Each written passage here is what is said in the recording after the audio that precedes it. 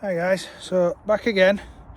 Right, so this is the strut that is now removed from the vehicle.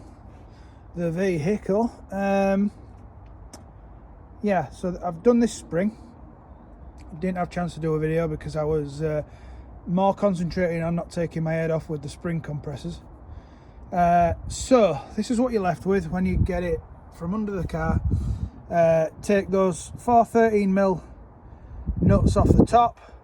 It will need a bit of a pry off under there because it sort of welds itself into this cap up here.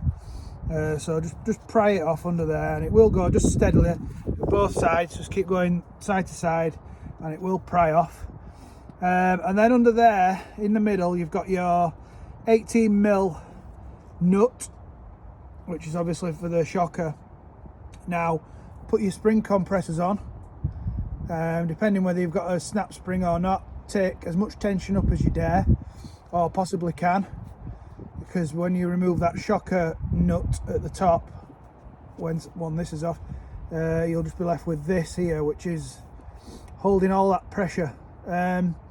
So yeah, take the pressure up with your compressors, 18mm nut on, and just keep, if you've got an impact driver, which I would definitely recommend that you need, just keep giving it a rattle, let go of it, rattle, and the momentum in the impact driver should carry the nut off. If you find that the shocker's spinning with it, which it will, I just put a set of mole grips around it.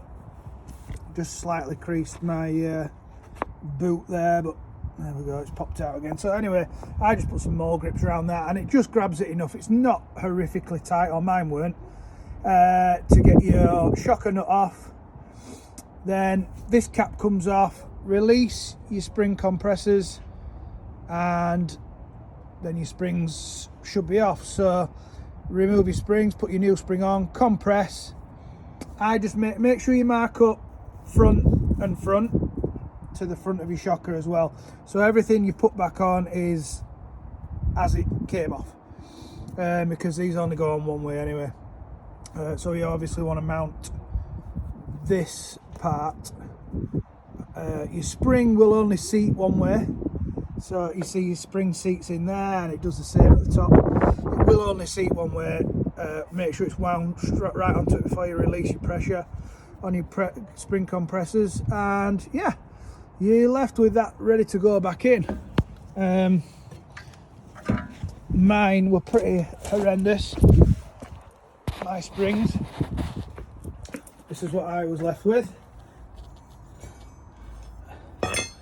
4 springs, which pretty sure you're not supposed to have that. Both sides of mine had completely snapped. They were just sat kind of, you know, inside each other, ready to kill my shock absorbers, because they were sort of creased in on my shock absorbers. So that's what I was left with. Quite obvious that they'd gone, so that's why I replaced them. It will be a little bit higher at the back. Excuse the yellow calipers, I have only just purchased it. But great car, absolutely love it. Them calipers will be red with the Brembo stickers on eventually. So watch your space and then get some miles done in it. I'm not going to be green laning it or off-roading it or anything like that, within reason.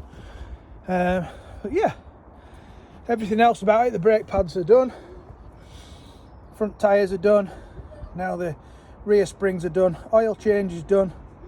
So yeah, onwards and upwards. Hope it helps, guys.